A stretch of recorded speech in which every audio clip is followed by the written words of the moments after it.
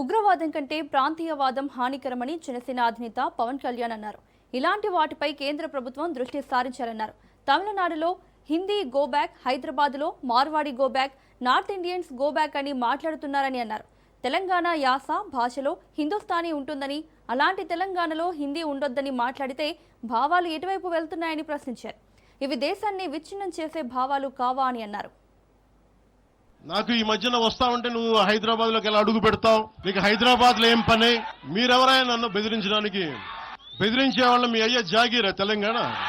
నా మీద దాడులు చేస్తా ఉన్నారు కదా.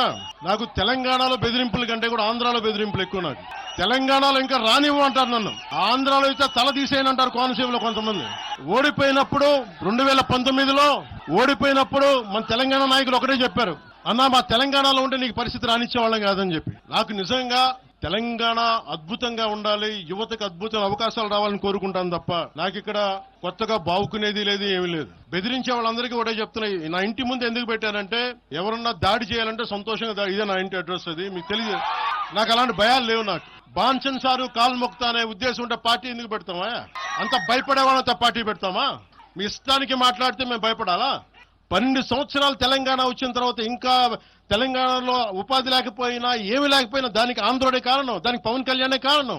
ఉద్యోగాలు రాకపోయినా ఉపాధాలు రాకపోయినా ప్రతిదానికి ఆంధ్రోడు కారణం. అంటే ఆంధ్ర ప్రజలు నిజంగా ఎందుకు వస్తారు ఇక్కడికి? తెలుగు చిత్ర పరిశ్రమ ఎందుకు వచ్చింది? తెలంగాణకి అన్యాయం చేసిన పాలకుల్ని, దాంట్లో పవన్ కళ్యాణ్ కూడా వాడిని కూడా ఉరిదీసాయని పర్లా.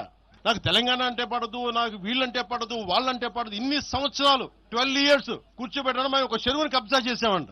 నాకేం పనిలేదా? నిజంగా మీరన్నట్టుగా కబ్జా చేస్తే ఇల్లు తగలబెట్టారా? నాది వచ్చి ఉంచుతారా నన్ను? ఒక్కొక్కళ్ళు కూర్చోబెట్టి 111 జీవోలు ఏమేం చేశారు అటు చూసిపోండి, అటు చూడండి. నిజంగా ఈ రోజున తెలంగాణ రాష్ట్ర ముఖ్యమంత్రి గారికే చెప్తున్నా, రేవంత్ రెడ్డి గారికే చెప్తున్నా.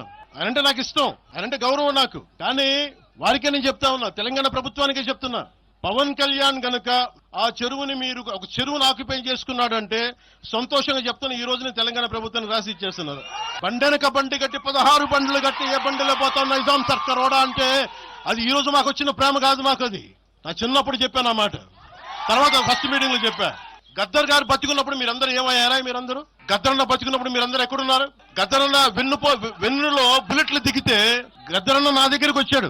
ఒకటి అడిగాడు ఆఫీస్కి వచ్చి, మన జర్నలిస్ట్ కాలనీలో ఉండే జనసేన ఆఫీస్కి వచ్చి, అరే తమ్మి నాకు బుల్లెట్లు దిగినీరా, నాకు వెనకాల నన్ను స్వేచ్ఛగా రే అని పిలుచుకునే అంత చనువు మా ఇద్దరి మధ్య. నాకు బుల్లెట్లు దిగినీరా ఈ వెన్నులో, నడవాలంటే ఇబ్బందిగా ఉందిరా, నాకు కార్లో పోవాలంటే ఆటోలో తిరగలేకపోతున్నా, ఒక అండంగా అడుగుతున్నా, హక్కుగా అడుగుతున్నా, బండి కొనివరా అంటే ఆయన ఒక 24 గంటలు 3 రోజుల్లోనో 2 రోజుల్లోనో బండి కొనిచ్చాను నేను ఆయనకి.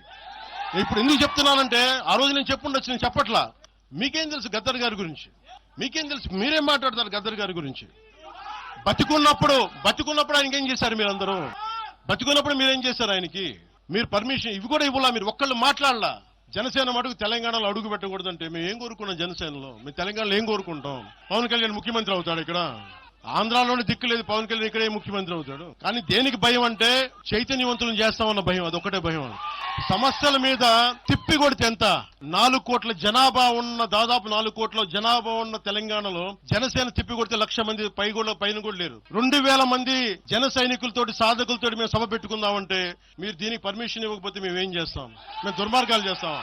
మేము అంటే నాకు ఎలా ఉంటుందంటే మీరు ఏదైనా మాట్లాడండి, అంటే ఎక్కడ ఇప్పుడు నేను ఒక ఎనలిస్ట్ కూర్చొని నేను మాట్లాడింది వేరు, నువ్వు అమిత్ షా గారిని మాట్లాడితే నేను దాని గురించి ప్రస్తావిస్తే దీంట్లో ప్రాంతీయత ఎక్కడుంది?